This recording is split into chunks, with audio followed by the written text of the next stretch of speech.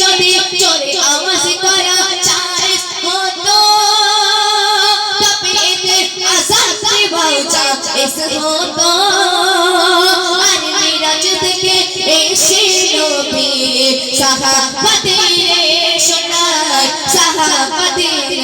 শোনায় এই নারী তোমার কণ্ঠের আওয়াজ জোরে হলে আল্লাহ নারাজ জাহান্নামে নারীছে তার উপায় চাঁদের কণ্ঠ জোরে হয়। এবারে দেখেন নারীর কণ্ঠের অবস্থা কখন জোরে হয়। দুটো পয়েন্ট আছে, একটা পয়েন্ট প্রথমে শুনলেন, এরপরে বলি তো আরেকটা পয়েন্ট বলবো। প্রথম প্রশ্ন দেখেন, মনে করেন একটা মহিলার বাড়িতে আম গাছ আছে, আম গাছে একটা আম ধরেছে, এমন সময় একটা ছেলে এসে টুকুস করে ঢিল মেরে আমটা নিয়ে পালিয়ে গেল। এখন ওই মহিলা যেই দেখতে পেয়েছে মহিলা এমন জোরে চিল্লেছে, সারা পাড়ার লোক এক জায়গায় হয়েছে, কেন শিখির মধ্যে চলো ঝামেলা হচ্ছে না ঝগড়া হচ্ছে। তো এই সময়গুলোতে কি করতে হবে, মাথা ঠান্ডা করতে হবে, কে নিয়ে গেছে কি বৃত্তান্ত দেখতে হবে, চিল্লালে হবে না, পর্দায় থাকতে হবে, কি বৃত্তান্ত ভালো করে বুঝে তারপরে ঝগড়া করতে হবে, ঝামেলা করতে হবে। আম নিয়ে গেছে বলে একেবারে গিয়ে ঝামেলা করলে হবে না।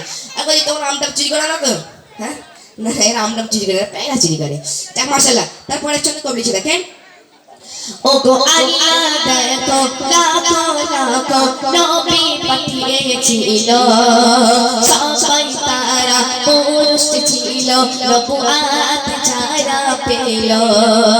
আর নারী যদি নবী হতো পর্দা লাঙ্ঘন হতো, ইসলাম প্রচারে উম্মতের তারে তারে নারীর কণ্ঠ ছড়িয়ে যেত। আর নবুয়াত পেত তবে আদম কি আর কবরে হতো, চাঁদ কি আর বুঝতো নারী স্বামীর পায়ের তলায়, স্বামীর পায়ের তলায়। এই নারী তোমার কণ্ঠের আওয়াজ জোরে হলে আল্লাহ নারাজ, জাহান্নামে নারীছে তার উপায় চাঁদের কণ্ঠ জোরে হয়।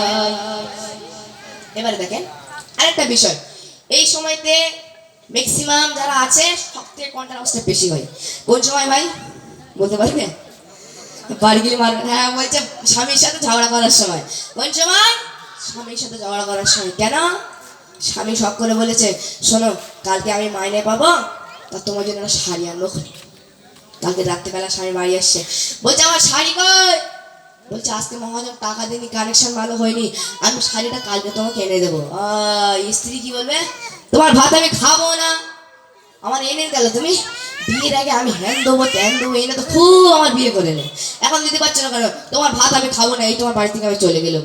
এই এমন জোরে চিল্লবে সারা পাড়ার লোক এক জায়গায় হয়ে, তখনই বিচার করতে হবে।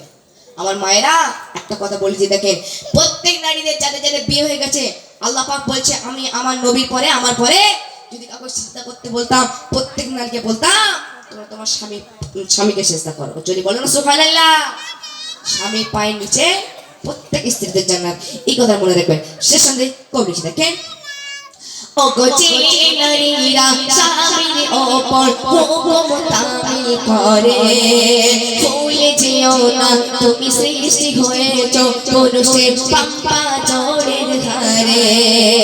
আর স্বামীর সেবা সদাই এত তুমি সম্মান পাবে, আর যার কারণে কাঠুরি আর বিবি সবার আগে জান্নাত যাবে। আর যত আল্লাহ আল্লাহ মারো আর সিজদায় কাটো গো, জান্নাতের দরজায় আটকে যাবে।